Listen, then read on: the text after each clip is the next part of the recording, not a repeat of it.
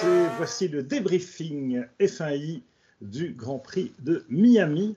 Une grande première à Miami, un projet porté de longue date par Liberty Media et qui a enfin abouti pour un Grand Prix sans doute le plus bling-bling de l'histoire de la F1, mais qui donne un peu la tendance de ce que les Américains vont faire des Grands Prix à l'avenir avec le potentiel du marché aux États-Unis qui est absolument gigantesque. On a pu s'en rendre compte ce week-end.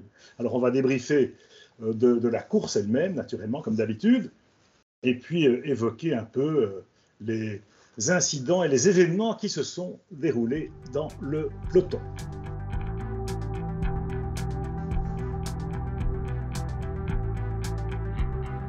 Alors avantage Verstappen, certainement, en ce qui concerne la course cette fois-ci. Aux qualifications, on a vu que les Ferrari étaient en meilleure posture puisqu'elles ont monopolisé la première ligne de la grille, mais avec quand même le bémol, la nuance du fait que Max Verstappen avait été pénalisé vendredi par très peu de temps de piste, que du coup il a dû se refaire samedi matin et que même en Q2 il était déjà plus rapide que les Ferrari et finalement c'est une petite faute en Q3 qui l'empêche de se battre pour la pole, donc il aurait pu même faire la pole, Verstappen, et en course on a vu qu'il n'y avait pas photo entre la Red Bull et la Ferrari grâce à une meilleure vitesse de pointe de façon assez tranchée.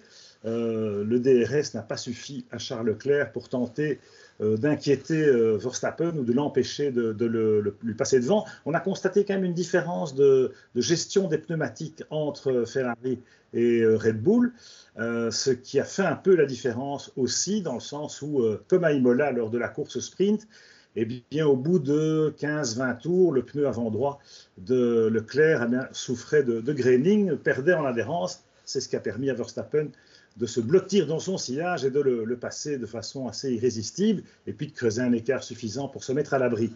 Alors même après la safety car, Verstappen a pu rester devant et le DRS n'a pas permis, le DRS comme il n'est pas enclenché tout de suite après l'opération, la neutralisation par la voiture de sécurité, eh bien, du coup, Max est resté devant assez facilement pour l'emporter, ce qui réduit évidemment l'écart au championnat, relance un peu la course au titre, et on ne s'en plaindra pas, même si on est encore au tout début de l'histoire. Alors, pour ce qui est des deux autres voitures, c'est-à-dire la Red Bull de Sergio Pérez et la Ferrari de Carlos Sainz, bon, Sainz, il s'était craché vendredi, il était un peu, il avait le cou un peu rude, un peu voilà, il s'était fait mal, quoi.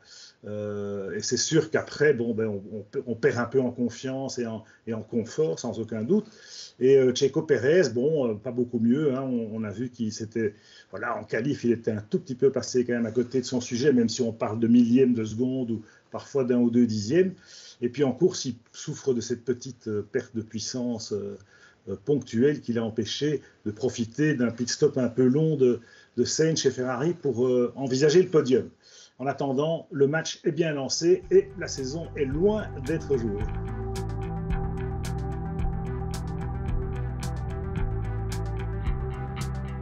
Alors après 8 ans de suprématie, de domination sans partage, Mercedes se perd en conjecture. Parce que c'est vrai que pour cette saison 2022, avec ce nouveau règlement aérodynamique, on pensait que, étant donné la force de frappe de l'usine à Brackley, avec des centaines d'ingénieurs qui sont au top de leur sujet, on pensait qu'on ne voyait pas Mercedes passer à côté de cette nouvelle réglementation aérodynamique. Or, ils ont peut-être fait un choix trop radical avec ces pontons extrêmement raccourcis, et on constate effectivement qu'ils ne parviennent pas à se débarrasser, comme d'autres équipes, dans des proportions variables, du fameux phénomène de porpoising, ce phénomène de pompage dans les lignes droites, mais dont Mercedes souffre même en virage.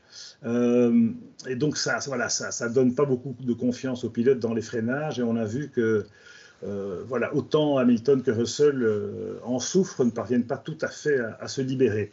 Même si le vendredi, surprise générale, les Mercedes étaient devant.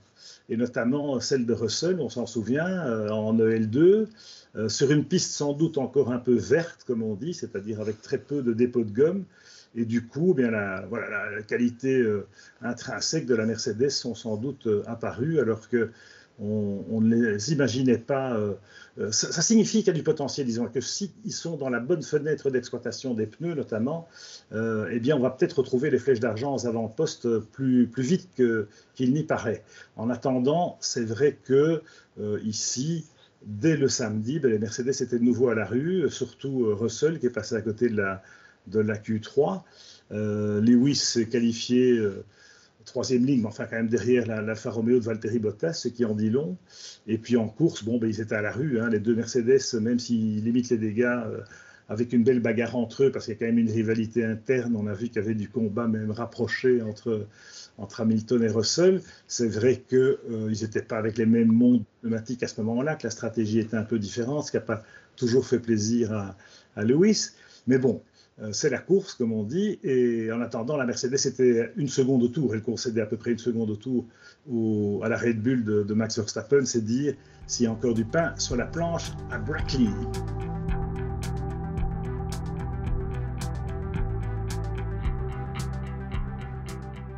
C'est une bonne nouvelle pour la qualité du spectacle dans le midfield, comme on dit, dans le milieu du peloton, avec des bagarres incessantes entre des écuries, et ça change d'une course à l'autre, d'une séance à l'autre. On a vu par exemple les AlphaTauri en forme aux qualifications à Miami et puis passer à côté de leur Grand Prix, et à l'inverse les Alpines qui se sont loupées le samedi et qui se sont refaites une santé le dimanche. Alors bon, c'est vrai aussi pour d'autres équipes. C'est ça qui est agréable cette saison, c'est que le peloton s'est resserré et qu'il y a maintenant, tout le monde a accès, disons, à la bagarre pour intégrer le top 10 et pour revendiquer des points. On l'a vu avec des équipes comme Haas ou Alfa Romeo qui étaient très compétitives, Bottas 5e et qui finalement cède aux Mercedes en commettant une petite erreur en fin de course. Et puis dans les points aussi, Haas, on a vu les Haas se battre peut-être de façon parfois un peu trop rugueuse avec leurs adversaires, mais un très bon début de course de Mick Schumacher, par exemple, et malheureusement, il y a cet accrochage qui le prive des fruits de sa combativité. Et puis, même des équipes comme Williams et Aston Martin, maintenant, peuvent revendiquer des points. On l'a vu pour la seconde fois consécutive. Tout ça, c'est une bonne nouvelle, effectivement, pour nous donner des grands prix passionnants à suivre à tous les étages du peloton. Les caméras, d'ailleurs, de la réalisation se sont pas mal attardées sur ce milieu de peloton ou même sur l'arrière-garde du peloton quand la course était un peu ennuyeuse à l'avant. Enfin bon, la suite, c'est donc Barcelone dans quelques jours, dans une dizaine de jours, on y sera déjà.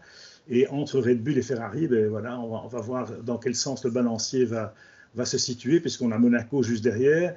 On va voir un peu comment aussi se passe la course au développement, puisqu'on annonce un gros package d'évolution chez Ferrari. Mais bon, Red Bull ne va sans doute pas non plus dormir sur ses frais lauriers.